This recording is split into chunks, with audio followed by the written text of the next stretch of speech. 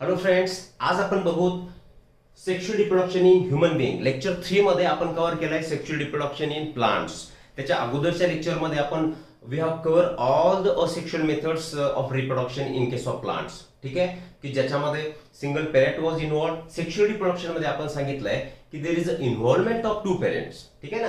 तर आता sexual reproduction in human being मध्ये आपण काय बघणार, याच्या आपण सांगितलं की रिप्रोडक्शनची सर्वात इम्पॉर्टंट स्टेप जी असेल तर ती असणार गॅमेटोजेनेसिस, गॅमेट फॉर्मेशन. गॅमेट फॉर्मेशन म्हणजे काय? गॅमेट फॉर्मेशन म्हणजे मेलमध्ये स्पर्म्स तयार होतील आणि फिमेलमध्ये एग्स तयार होतील. And both the processes are termed as gametogenesis. फक्त स्पर्म तयार होण्याच्या प्रोसेसला आपण म्हणणार स्पर्मॅटोजेनेसिस आणि एग तयार होण्याच्या प्रोसेसला आपण बोलणार oogenesis. क्लिअर आहे? That was important step. Second step आपण सांगितले की रिप्रोडक्शन ह्या टोटल ओव्हरऑल प्रोसेसमध्ये. तर second step was your fertilisation. Fertilisation नंतर इम्प्लांटेशन होणार, त्याच्यानंतर पार्टुरिशन होणार, जेस्टेशन पिरियड म्हणजे गर्भधारणेचा पिरियड आपण ज्याला म्हणतो. And after that final stage will be your parturition. Parturition म्हणजे काय? पार्टुरिशन म्हणजे डिलिव्हरी सिंपल लँग्वेजमध्ये. आणि त्याच्यानंतर आफ्टर केअर म्हणजे त्या nurturing of that baby or nourishment of that baby. Clear? तर ह्या वेगवेगळ्या स्टेप्स. मग आता आपल्याला हे sexual reproduction in human Bing समजून घेण्यासाठी 2 रिप्रोडक्टिव्ह सिस्टम्स आपल्याला समजून घ्याव्या लागतील की त्यामध्ये कुठल्या कुठल्या प्रोसेस, कुठले कुठले ऑर्गन्स इन्व्हॉल्व आहेत. ठीक आहे ना. तर मेल रिप्रोडक्टिव्ह सिस्टम आणि female reproductive system. Then menstrual cycle सुद्धा आपल्याला याच्यामध्ये बघावं लागेल की ज्या सायकलमध्ये एक दर महिन्याला जे रिपीट होणारी सायकल असेल त्याच्यामध्ये ओव्हुलेशन केव्हा होणार, त्या ओव्हुलेशन होण्याने काय होणार, किंवा जर ओव्हुलेशन झालं नाही किंवा ते एक फर्टिलाइज झालं नाही तर त्याच्यानंतरचे इव्हेंट्स काय असतील, सर्व गोष्टी आता आपल्याला या हेडिंग खाली आपण कव्हर करणार आहोत. ठीक आहे. So let's get started with sexual reproduction in human Bing. Clear? Okay. हे बघा, sexual reproduction in human being मध्ये आपण सर्वात अगोदर बघतोय की क्वेश्चन्स. आपला तो ट्रेंड आहे की तुमच्या बुकमध्ये दिलेल्या टेक्स्ट बुक मधील सर्व क्वेश्चन्स आपण कव्हर करण्याचा प्रयत्न करत असतो. आणि त्याच्यामध्ये कॅन यू रिकॉल मध्ये very first question given is which different hormones control the functions of human reproductive system through chemical coordination. Chemical coordination तुम्ही कशाला म्हणायचंय? केमिकल कोऑर्डिनेशन म्हणजे इथे chemical messengers in your body. आणि केमिकल मेसेंजर्स तुम्ही कशाला म्हणता? Chemical messengers hormones. केमिकल कोऑर्डिनेशनचा आपण मिनिंग लिहू की there is a involvement of different hormones. ही टर्म तुम्हाला निश्चित झालेली असावी. झालेलीही नसेल तरी सुद्धा इथे लक्ष द्या. केमिकल काय आपल्या बॉडीमध्ये? तर हॉर्मोन्स आहेत.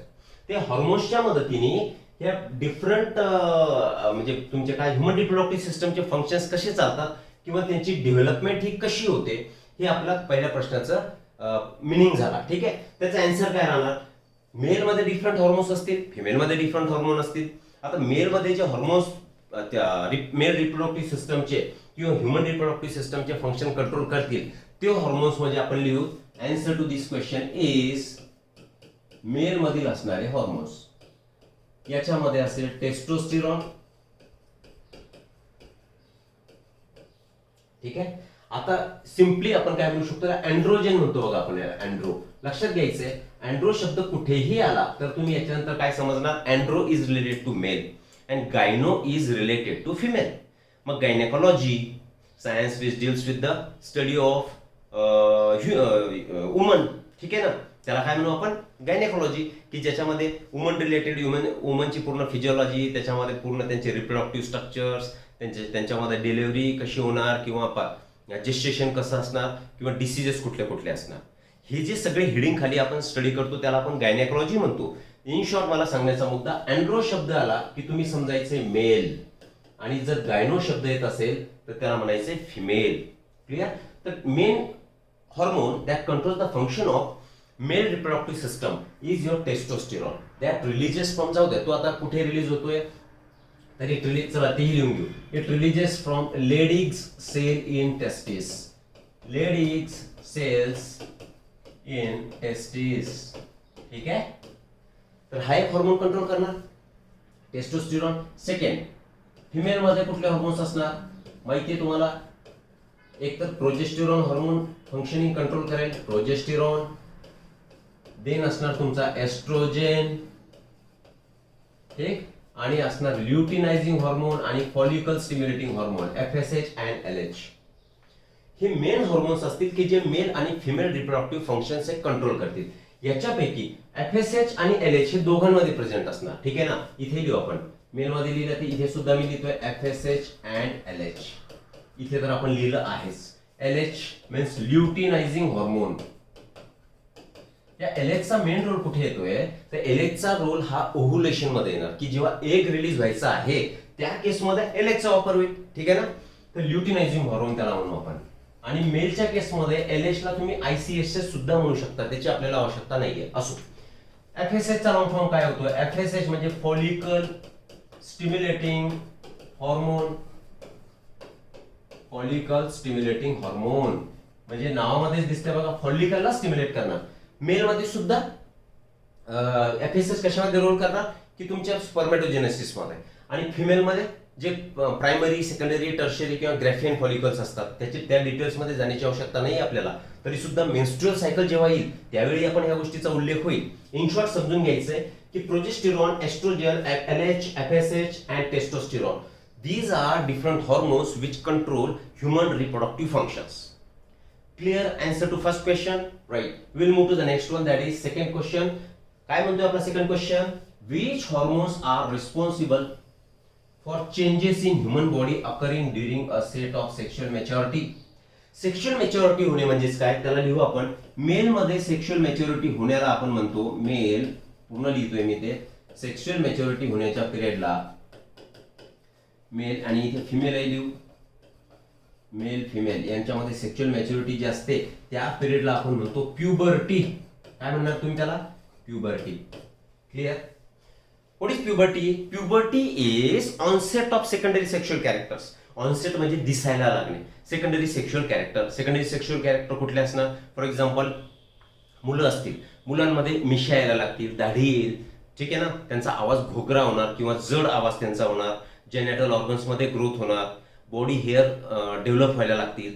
हे जे सगळे कॅरेक्टर आपण म्हणतो तर ते मेल मधले सेकंडरी सेक्शुअल कॅरेक्टर आहेत. म्हणजेच ते प्युबर्टीच्या वेळी दिसायला सुरुवात होईल. तेच कॅरेक्टर जर फिमेल मध्ये म्हटलेत तर आवाज किंचाळ्यासारखा होणे, हाय पिच साऊंड त्याला आपण म्हणतो, ब्रेस्ट डेव्हलपमेंट होणे, मेन्स्ट्रुएशन सायकल स्टार्ट होणे, दीज किंवा बटक रिजन मध्ये ग्रोथ होणे, फॅट जमा होणे. All these are the signs of puberty in female. मग यांनी प्रश्न काय केलाय की सेक्शुअल मॅच्युरिटी म्हणजेच प्युबर्टीच्या वेळी कोणते हॉर्मोन्स याच्यामध्ये रिस्पॉन्सिबल असतील तर फिमेल मध्ये जे हॉर्मोन्स असतील तर ते हॉर्मोन असणार तुमचे progesterone and oestrogen. Progesterone and oestrogen. Particularly उल्लेख करू आपण यातला जो एस्ट्रोजन असतो it is responsible for secondary sexual characters. Short मध्ये लिहितोय मी ते. आणि सेकंडरी सेक्शुअल कॅरेक्टर्स मी तुम्हाला आत्ताच सांगितले. ठीक आहे ना, तर एस्ट्रोजन, प्रोजेस्टेरॉन हे दोन हॉर्मोन्स असतील प्युबर्टीच्या वेळी फिमेल मध्ये. आणि मेल मध्ये कुठला असणार? ऑब्व्हियसली मेल मध्ये असणार तो testosterone. Testosterone. This testosterone is responsible for onset of secondary sexual characters. मग इन ऑल आपण किती हॉर्मोन्स सांगितले? मेल मध्ये टेस्टोस्टेरॉन हा प्युबर्टीच्या वेळी म्हणजे सेक्शुअल मॅच्युरिटीच्या वेळी तयार होणार. आणि फिमेल मध्ये कुठला होणार? Progesterone, oestrogen. पर्टिक्युलरली लक्षात घ्यायचं oestrogen is responsible for sexual maturity. Secondary sexual character त्याच्यामध्ये फिमेल मध्ये डेव्हलप व्हायला लागतील. Breast development, right, high pitch sound, well, then fat accumulation in the buttock region. All these are the changes and change in the colour of genitals. ठीक, तर हे झालं तुमच्या second क्वेश्चनचं answer. आता आपण थर्ड क्वेश्चन कडे जाऊ. Why has the government of India enacted the law to fix the minimum age, marriage age as 18 in girls and 21 in boys. Boys मध्ये 21 इयर्स आणि गर्ल्स मध्ये 18 इयर्स. हे असं का ठरवलंय? एक रिझन, कमी वयामध्ये जर लग्न झालंय तर तेव्हा रिप्रोडक्शनचा रेट वाढणार आणि सेकंड आणि त्याच्यामुळे काय होणार की पॉप्युलेशन एक्सप्लोजन. आन्सर लिहू आपण याचं एक. याचं उत्तर काय होणार? To avoid population explosion. Population एक्सप्लोजनचा अर्थ काय होतो? Population explosion means excess growth in the human population. ठीक आहे. आणि दुसरं कारण काय असणार की मेल आणि फिमेल आपण सांगितलंय की सेक्शुअल मॅच्युरिटी ही जी फिमेल मध्ये असणार 18 इयर्सच्या एज पर्यंत her body would be completely developed. So that she would be able to reproduce a child उत्पन्न करण्यासाठी, रिप्रोडक्शन करण्यासाठी ती बॉडी जी मॅच्युअर व्हायला हवी ती एक 17-18 वर्षापर्यंत परफेक्ट मॅच्युअर होणार. मग ते एज फिमेलमध्ये फिक्स केलेलं आहे. आणि 21 years boy becomes mature to reproduce a child by the age of 21 years. These are two reasons why this age limit is put for girls and boys. Girls मध्ये 18 वर्ष आणि boys मध्ये 21 वर्ष. म्हणजेच काय, टू अटेन सेक्शुअल मॅच्युरिटी, त्यांचं sexual development पूर्ण व्हावं, त्यांची बॉडी रिप्रोडक्शन साठी फिट व्हावी, त्यासाठी गव्हर्नमेंटनी 18 वर्ष मुलींमध्ये 21 वर्ष मुलांमध्ये हा एज ग्रुप लग्नासाठी ठरवून दिलेला आहे. To attain sexual maturity. So this is the answer to this question. Clear है? Okay. चला आता नेक्स्ट क्वेश्चन कडे जाऊ आपण. ठीक. Not a next question, next point कडे जाऊ आपण. आता ऑलरेडी आपण ह्युमन इव्होल्युशन मध्ये शिकलेलो आहोत की मेल मध्ये XY क्रोमोझोम्स असतात किंवा फिमेल मध्ये XX क्रोमोझोम असतात apart from body chromosome. Total number of chromosomes किती असतील? टोटल क्रोमोझोम्स 46 असतात. त्यांचं डिव्हिजन जर करायचं म्हटलं तर त्याला आपण 23 पेयर्स मध्ये डिवाइड करतो, बरोबर की नाही? आणि या 23 पेयर्सचा मिनिंग काय झाला? इकडे 23 आणि इकडे 23 असा याचा मिनिंग झाला. तर हा एक सेट झाला क्रोमोझोमचा आणि हा दुसरा सेट क्रोमोझोमचा झाला. आणि तुम्हाला आठवत असेल या चॅप्टर मध्ये, मागच्या चॅप्टर मध्ये आपण बघितलंय सिंगल सेट ऑफ क्रोमोझोमला आपण N म्हणतो.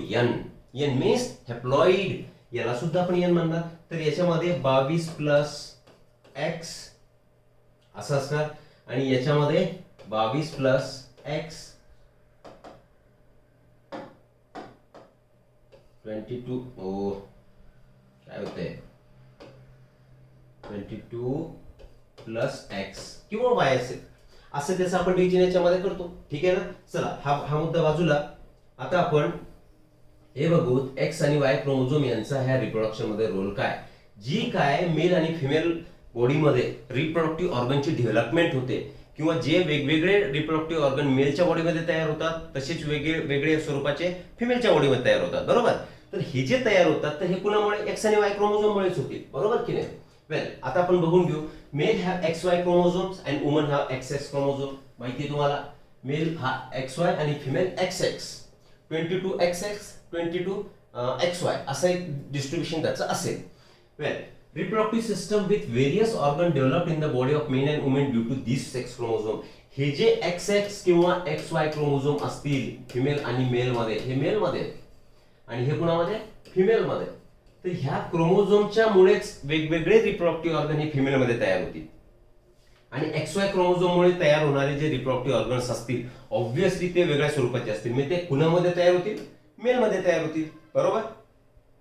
Third, X chromosome is present in men and women. इथे बघा तुम्ही, फिमेल मध्ये X क्रोमोझोम प्रेझेंट आहे, मेल मध्ये सुद्धा X क्रोमोझोम आहे. म्हणजे X chromosome is common in both male and female. ठीक आहे. परंतु Y क्रोमोझोम हा फक्त मेल मध्ये सापडतोय. ठीक, फिमेल मध्ये दोन्ही X क्रोमोझोम आहेत आणि इकडे X आणि Y प्रेझेंट आहे. म्हणजे X is common in both male and female but Y is present only in males. Clear? चला पुढे जाऊ आपण. Human mail reproductive system. आता मेल रिप्रोडक्टिव्ह सिस्टम तुम्हाला इथे पिक्चर मध्ये दिसतीये, ठीक आहे ना? आपण तुमच्या टेक्स्ट बुक मधलीच डायग्राम इथे जशाला तशी घेतली आहे. Why is it so? याच्यापेक्षाही अजून वेगवेगळ्या आपण डायग्राम दाखवू शकतो. But to understand in simple way, कारण तुम्हाला मेल आणि फिमेल रिप्रोडक्टिव्ह सिस्टम फक्त त्याचं जनरल इंट्रोडक्शन बुक मध्ये दिलेलं आहे. तर आपण काय करणार, जनरल इंट्रोडक्शन सोबत थोड्याशा गोष्टी त्याच्यामध्ये ऍड करू so that it would be easy to understand both the systems, your male reproductive system as well as female reproductive system. Okay, इकडे बघून आपण सगळे आता याचे ऑर्गन्स बघूया. So this is a male reproductive system. या male reproductive system मध्ये कुठले कुठले पार्ट तुम्हाला दिसते? See here, it is a male copulatory organ, that is your penis. Penis is a male copulatory organ. काय म्हणतो आपण त्याला? Copulatory organ. Penis is male copulatory. कॉप्युलेटरीलाच आता तुम्ही म्हणा सेक्शुअल ऑर्गन, की ज्याच्या मदतीने आता काय होणार की सेक्शुअल रिप्रोडक्शन होणार, ज्याच्या मदतीने स्पर्म्स हे फिमेलच्या वजायनामध्ये इन्सर्ट केल्या जाणार. That is your penis which is single. एक आहे याच्याच बाजूला पिंक कलरच्या दोन बॉडीज तुम्हाला दिसतात. दिस टू बॉडीज या दोन बॉडीजला तुम्ही म्हणता testis. See here, these are your testis. Okay, टेस्टिसचं काय काम असणार? टेस्टिस किती आहेत? पेअर मध्ये आहेत.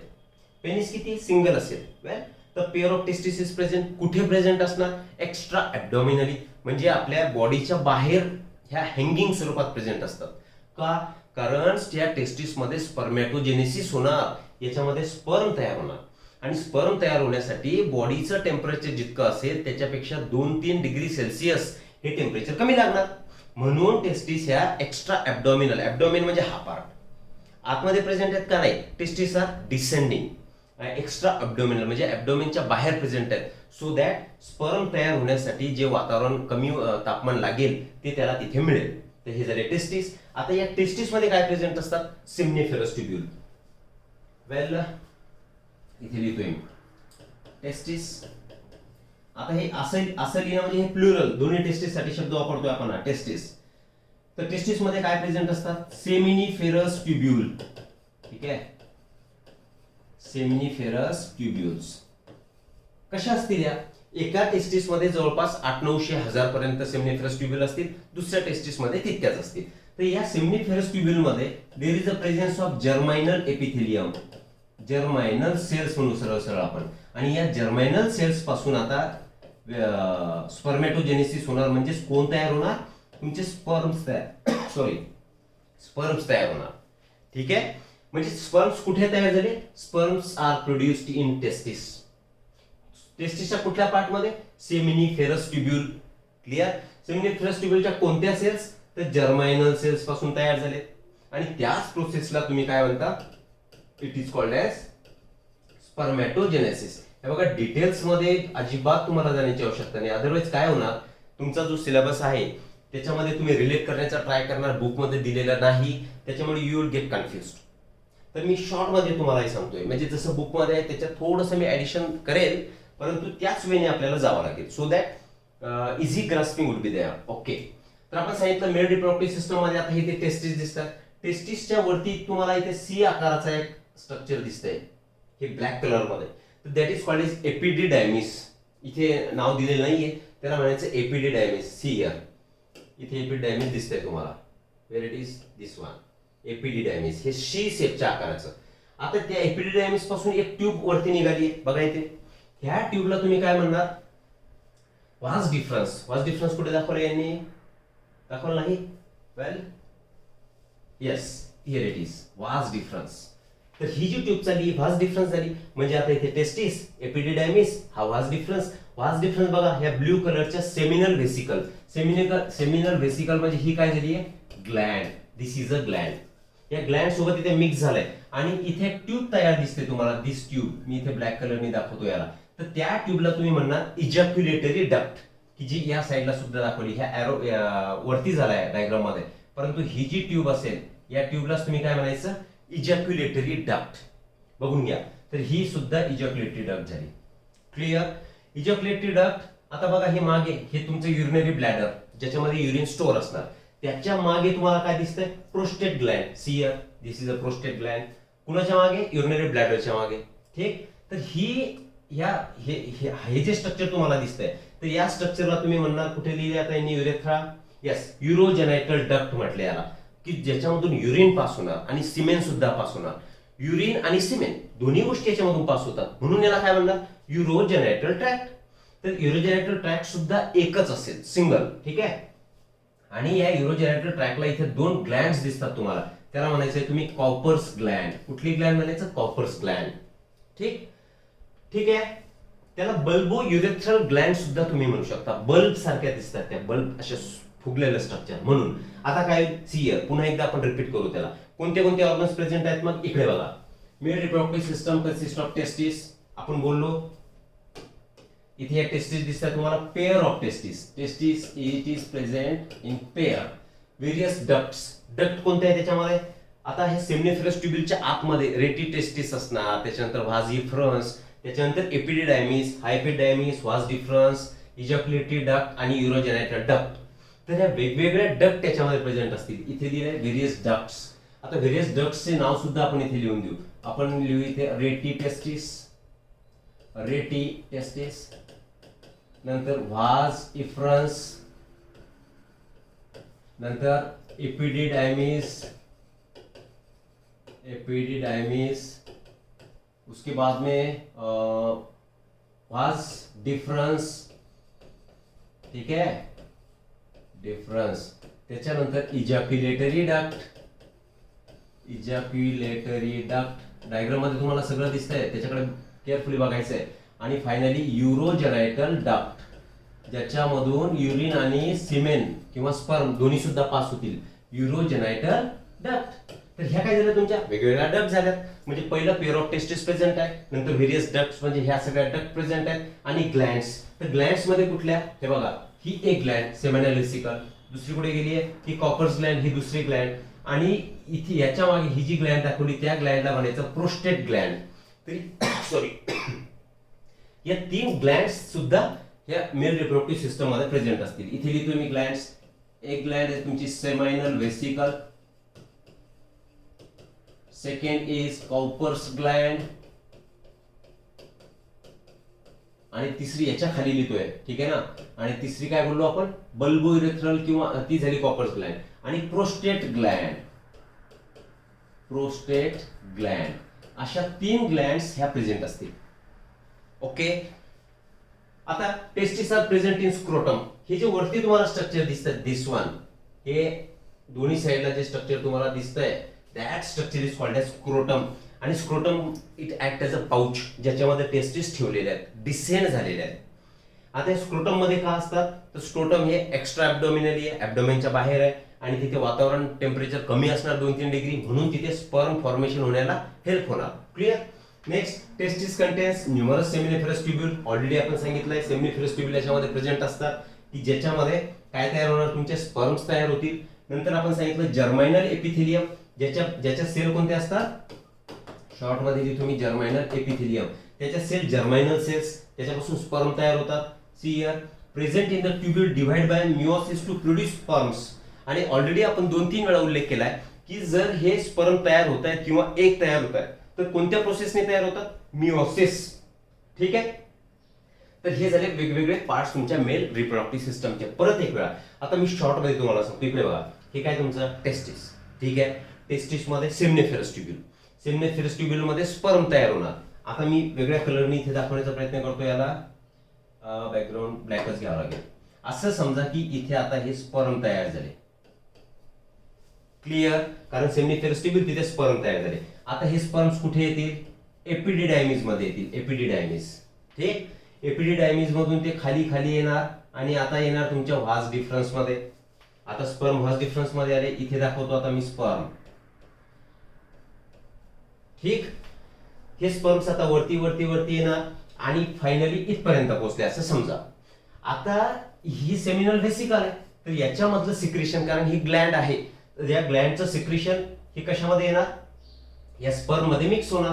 आणि हे दोन्हीही सेमिनल व्हेसिकलचं सिक्रेशन आणि हे स्पर्म दोन्ही कशामध्ये येतील, आता इजॅक्युलेटरी डक्ट मध्ये येतील. बघा इथे इजॅक्युलेटरी डक्ट मध्ये आले. आता हे डक्ट मध्ये आले, मागे कुठली ग्लँड आहे, प्रोस्टेट ग्लँड. त्या प्रोस्टेट ग्लँडचं सिक्रेशन सुद्धा आता कशामध्ये ओतल्या जाणार, युरोजेनायटल ट्रॅक्ट. या ट्रॅक्ट मध्ये सरळ सरळ ते सिक्रेशन ओतल्या जाणार. ठीक आहे. It will be poured in urogenital tract. म्हणजेच आता कोण कोण मिक्स झाले, इकडून येणारे स्पर्म, इथे असणारं सेमिनल फ्लुइड सेमिनल ग्लँडचं आणि प्रोस्टेट ग्लँडचं प्रोस्टॅटिक फ्लुइड. म्हणजे हे दोन्ही लिक्विड स्पर्म सोबत मिक्स झाले. आणि आता हे स्पर्म पूर्ण असं हे लिक्विडच्या स्वरूपात, हे पूर्ण लिक्विड कसं होणार, या युरोजेनायटल ट्रॅक्ट म्हणजे पेनिस मधून पास होणार आणि it will come outside the body. मग याच्यामधून युरिन सुद्धा याच्यामधून पास होत आहे, स्पर्म सुद्धा याच्यामधून पास होत आहेत, म्हणून याला म्हटलो आपण युरोजेनायटल ट्रॅक्ट. ठीक. तर हे इन शॉर्ट काय झालं की तुमची मेल रिप्रोडक्टिव्ह सिस्टम झाली. आणि इथे आपण त्याचं कुठल्या डक्ट आहेत किंवा कुठल्या ग्लँड्स याच्यामध्ये प्रेझेंट आहेत हे सर्व गोष्टी याच्यामध्ये लिहिल्या.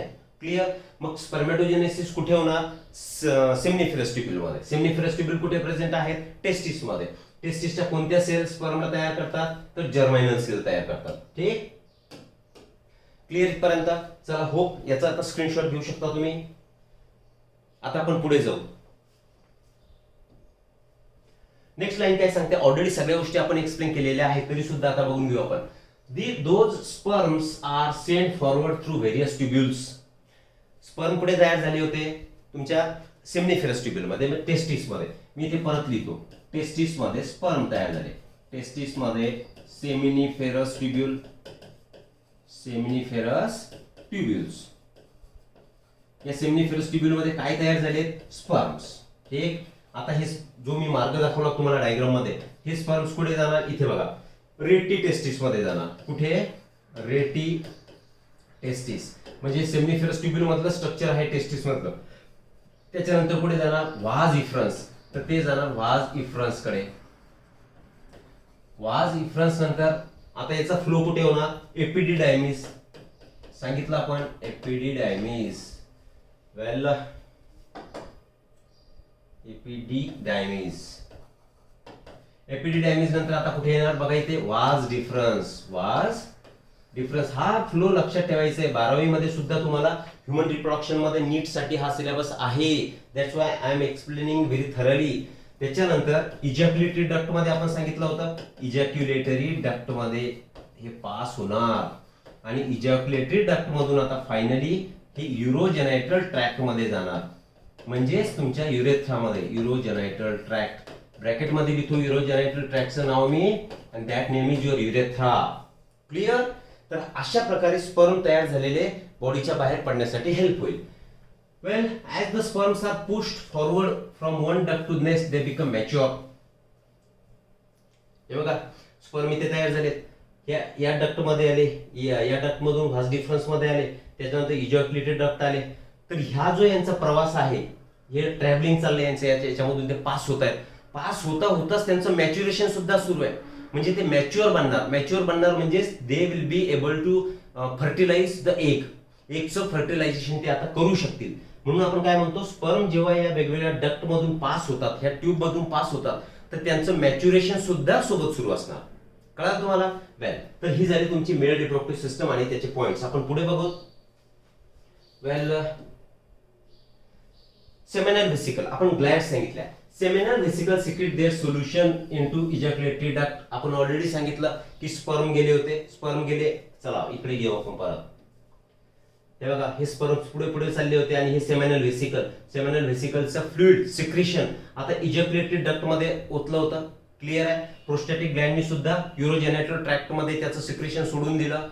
हा त्याचा मिनिंग होतोय. ठीक आहे ना? आपण पुढे जाऊ. Well, seminal vesicle secrete their secretion in ejaculatory duct, whereas prostate gland and Cowper's gland secrete their secretion in urogenital tract. पुन्हा एक वेळा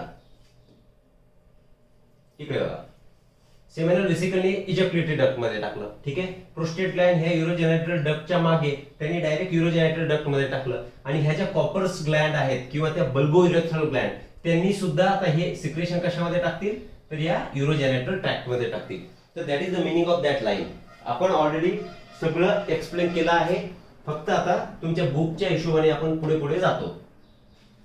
semen is form of sperm secretion of all this glands. आता आपण काय सांगितलं? Share sperms आलेत, sperm सोबत इथे प्लस लिहितो मी. कोण मिक्स झालं होतं? स्पर्म सोबत आता सेमिनल फ्लुइड. फ्लुइड म्हणजे सिक्रेशन.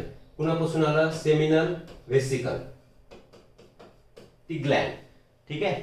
आणि त्याच्याच मध्ये आता प्रोस्टेट सिक्रेशन, प्रोस्टेट सिक्रेशन, हे सगळे मिक्स झाले आता. बरोबर?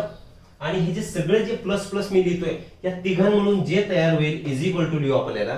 तर त्यांच्यापासून तयार होणारं स्ट्रक्चर म्हणजे सिमेन. समजतं? म्हणजे सिमेन म्हटले की त्याच्यामध्ये स्पर्म आले आणि त्याच्यासोबतचे सिक्रेशन सुद्धा आले. ठीक आहे? आणि फिमेल जेनायटल ट्रॅक्ट मध्ये जे सिक्रेशन सोडल्या जाणार ड्युरिंग सेक्शुअल ऍक्टिव्हिटी, तर ते कुठलं असणार? सिमेन असणार. आणि या सिमेन मध्ये जवळपास एका वेळी किती स्पर्म बाहेर पडतात? 200 ते 300 मिलियन स्पर्म्स, 20-30 कोटी स्पर्म हे एका वेळी बॉडीच्या बाहेर पडतात. आणि त्याच्यापैकी फक्त एक स्पर्म हा फर्टिलायझेशन करणार, बाकीचे सगळे डाय होऊन जातात, मरून जातात. क्लिअर? बघू आपण पुढे येते. Semen is इजॅक्युलेटेड through penis. आता सीमेन कशामधून बाहेर पडणार? ऑब्विसली. चलो आगे फिर से एक बार पीछे. हे पूर्ण आलंय, स्पर्म आले, सेमिनल ग्लँडचं सिक्रेशन आलंय, प्रोस्टेटचं सिक्रेशन आलं आणि या तुमच्या कॉपर ग्लँडचं सिक्रेशन आलंय. फायनली हा पार्ट कोणता दिसतोय तुम्हाला? दिस इज युअर पेनिस. तर या पेनिस मधून आता हे बाहेर पडणार. तो मिनिंग झाला. It is इजॅक्युलेटेड. इजॅक्युलेशन म्हणजे बाहेर टाकणे. मिनिंग लिहून टाकून इट इज इजॅक्युलेटेड. इजॅक्युलेटेड म्हणजेच बाहेर टाकणे. ठीक आहे. नंतर all the organs of male reproductive system are paired. सगळे मेल रिप्रोडक्टिव्ह सिस्टमचे जे ऑर्गन आहेत ते पेअर मध्ये असतील. पेअर जसे की टेस्टिसची पेअर, व्हास डिफरन्सची पेअर, सेमिनल ग्लँडची पेअर. फक्त कॉपर्स ग्लँड याच्यामध्ये एक असणार, ते इथे लिहिलेलं नाही आपलं, जाऊ द्या. कॉपर्स ग्लँड नाही, सॉरी, प्युअर प्रोस्टेट ग्लँड. तर ग्लँडचा उल्लेख नाही. युरोजेनायटल डक्ट ही एक असणार, पेनिस सुद्धा एकच असणार आणि स्क्रोटम सुद्धा एकच असणार. ठीक आहे ना, स्क्रोटम एकच आहे, अदरवाईज बाकीचे पेअर मध्ये.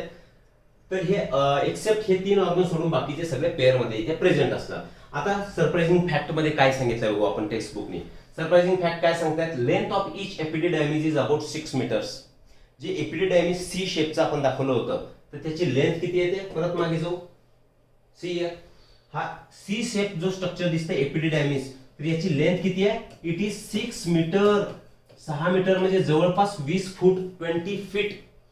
फक्त ते कॉइलच्या स्वरूपात इथे प्रेझेंट आहे, म्हणून त्याची लांबी आपल्याला कमी दिसते. ठीक आहे, ती झाली पहिली फॅक्ट. वेल, कुठे लिहिले हे फॅक्ट बघतोय आपण. Length of each epididymis is about 6 metre. 6 metre लांबी आहे त्याची. नंतर length of sperm is about 60 micrometre. हा जो तुमचा स्पर्म आहे, स्पर्मचं structure is somewhat like this. तर नीट काढू आपण. स्पर्म कुठे काढू, मी इथे काढतो.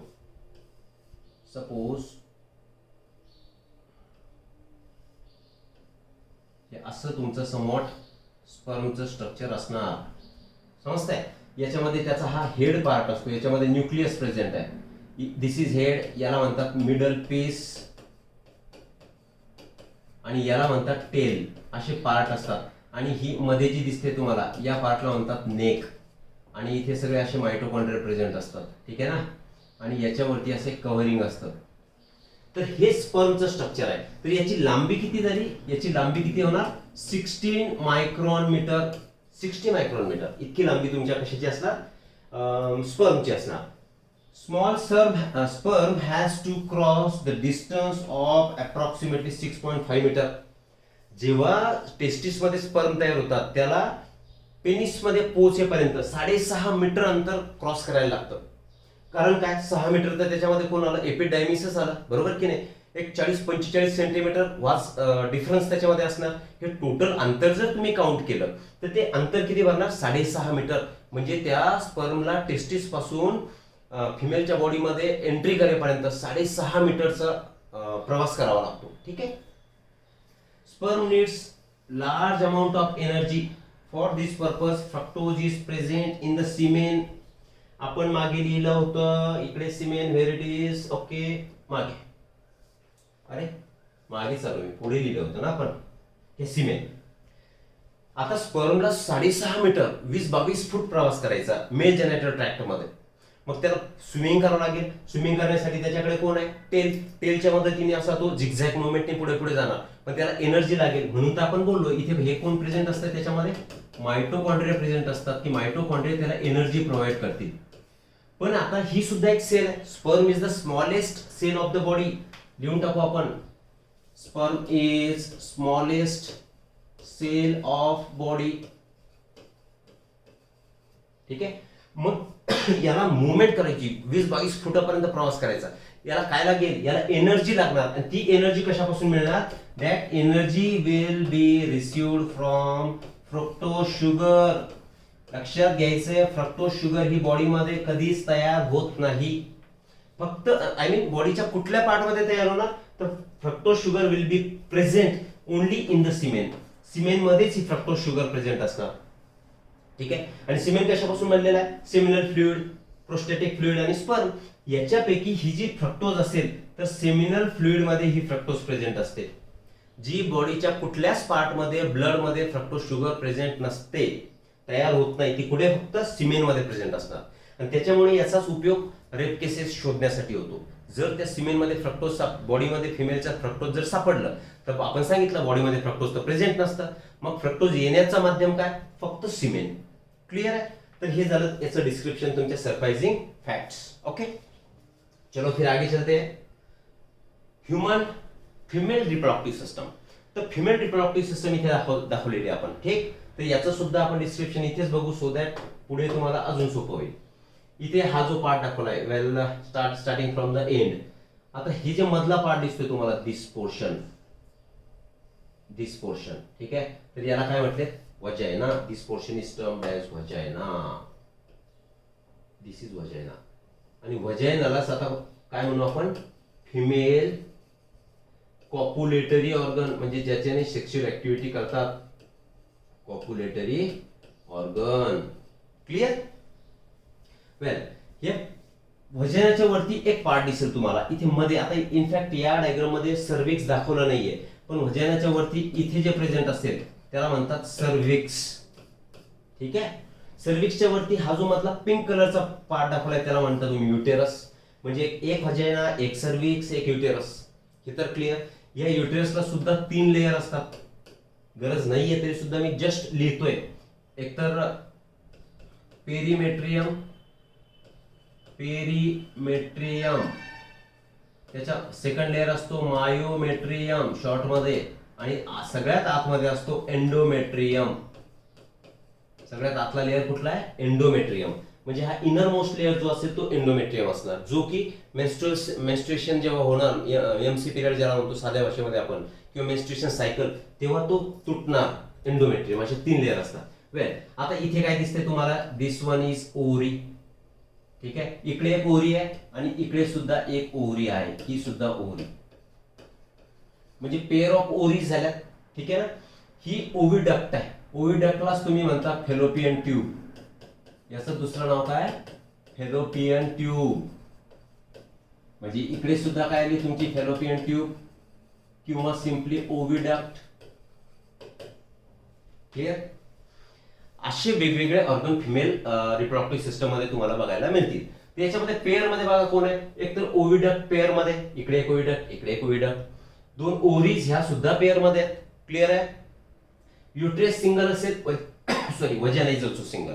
आता हे जे पूर्ण स्ट्रक्चर प्रेझेंट आहे, this entire structure is present female reproductive system is present.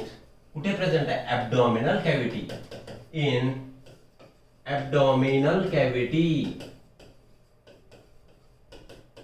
कुठे प्रेझेंट आहे, ॲब्डॉमिनल कॅव्हिटी मध्ये प्रेझेंट आहे. ॲब्डॉमिनल कॅव्हिटी म्हणजे ही कॅव्हिटी, इथे फिमेल रिप्रोडक्टिव्ह सिस्टम प्रेझेंट असेल, ठीक आहे. आणि दीज आर व्हेरियस पार्ट्स. आपण लिहून टाकू parts. Pair of ओरीज is present, pair of ओरीज. नंतर पेअर ऑफ ओव्हिडक्ट, पेअर ऑफ ओव्हिडक्ट. त्याच्यानंतर uterus, single uterus, uterus is single. And वजायना, cervix आपण सोडून देतोय, ठीक आहे.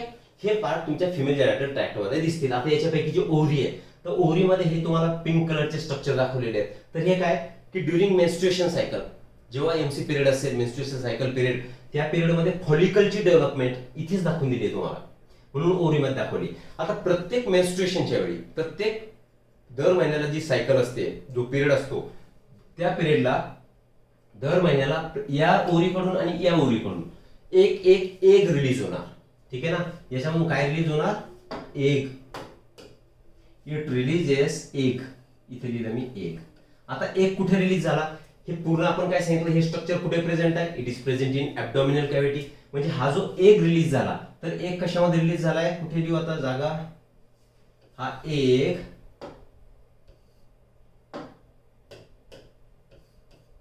is released in abdominal cavity. Abdominal cavity. लक्षात घ्यायचं मी इथे का सांगतोय, पुढे आपण परत थिअरॉटिकल त्याला बघू. आता इथे एग रिलीज झाला, या ओव्हरी पासून हा एग रिलीज झालाय. क्लिअर आहे. कुठे झाला, ॲब्डोमिनल कॅव्हिटी मध्ये. आता हे जे स्ट्रक्चर तुम्हाला दिसतंय, आता इथे क्लिअर दिसत नाहीये, आपण काढण्याचा याला प्रयत्न करू. हे जे स्ट्रक्चर इथे आहे, तर मी इथे काढतो याला परत.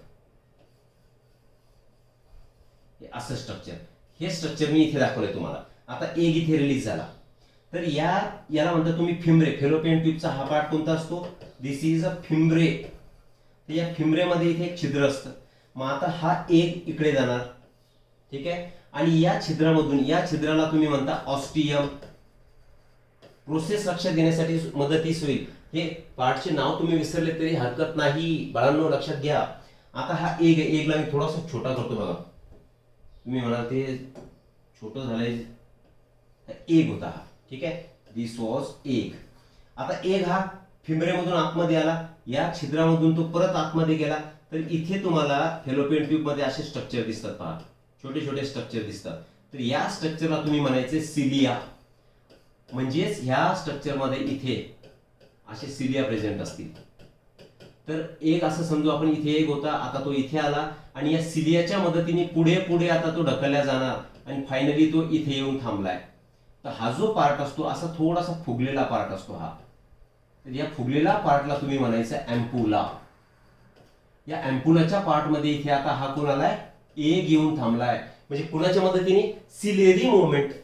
कुठे प्रेझेंट आहे, फेलोपियन ट्यूब, इथे सिलिया प्रेझेंट आहेत, हेअर लाईक स्ट्रक्चर.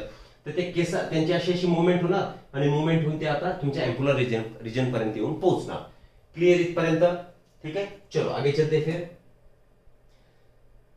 जे आपण सर्व एक्सप्लेनेशन केलंय ते सगळं एक्सप्लेनेशन आता याच्यावरती तुम्हाला दिसेल. आता याला आपण फटाफट घेऊ कारण तुम्हाला समजलंय. ह्युमन रिप्रोडक्टिव्ह सिस्टम मध्ये काय प्रेझेंट असणार, तर इट शोज प्रेझेन्स ऑफ सी पेअर ऑफ ओव्हरीज. आपण लिहिलं होतं pair of oviduct, fallopian tube, एक युटेरस आणि व्हाजाइना. हे चार पार्ट प्रेझेंट होते. याला नोट्स म्हणून तुम्ही वापर करू शकता. मी पूर्ण त्याच्यामुळे मटेरियल याच्यावरती टाकतोय आणि समजून सांगतोय. तर these are your notes. Besides bulbourethral glands are present when, परत मागे जाऊ. आता बल्बो युरेथ्रल ग्लँड्स यांच्यामध्ये युरेथ्रामध्ये प्रेझेंट असतात त्या, ठीक आहे. त्याला व्हेस्टिब्युलर ग्लँड सुद्धा म्हणतात. तर एक लोकेशन दाखवायचं म्हणून आपण काय दाखवू, हा व्हाजाइना आहे. तर ह्या व्हाजाइनाला असं समजा, आता मी समजण्यासाठी म्हणून इथे दाखवतोय. तर अशा दोन ग्लँड्स प्रेझेंट असतात. तर या ग्लँडला तुम्ही म्हणायचंय बल्बो युरेथ्रल ग्लँड्स. त्याचं काम काय असतं की त्याला लुब्रिकेट करणे, त्याला चोपडं करणे. Bulbourethral glands. क्लिअर. चला पुढे. नंतर generally every month and ovum is released in abdominal cavity. आपण सांगितलं प्रत्येक महिन्याला ॲब्डोमिनल कॅव्हिटी मध्ये एग रिलीज होणार. Alternately from each ovary. एक वेळा उजव्या ओरीतून, राईट ओरीतून, एक वेळा लेफ्ट ओरीतून. नंतर फ्री एंड ऑफ ओव्हिडक्ट, जे की मी इकडे काढलं होतं, हे फ्री एंड ऑफ ओव्हिडक्ट म्हणजे हे, याच्यामधून आता तो आतमध्ये एंट्री करणार, ठीक आहे. Free end of oviduct is funnel like. त्या फनल लाईक ओपनिंगला आपण काय म्हटलं होतं, फिम्ब्रे. समजतं सगळ्यांना, फिम्ब्रे म्हटलं आपण त्यांना. आणि opening is present at the centre of it. हे ओपनिंग इथे दाखवलं होतं मी. हे ओपनिंग याचे सेंटर, सॉरी इथे याच्या सेंटरला हे ओपनिंग प्रेझेंट आहे. हा त्याचा मिनिंग झालाय, ठीक आहे. नंतर oocyte म्हणजेच तुमचा oocyte is nothing but egg. Egg enters the oviduct through that opening. ते ओपनिंग मधून एग आतमध्ये एंट्री केली. Cilia are present on the inner surface of oviduct. Already आपण दाखवलंय की हे सिलिया, अशी hair like structures are present, त्याला सिलिया म्हणतात. आणि त्याच्या मदतीने एक पुढे पुढे ढकलल्या जाणार.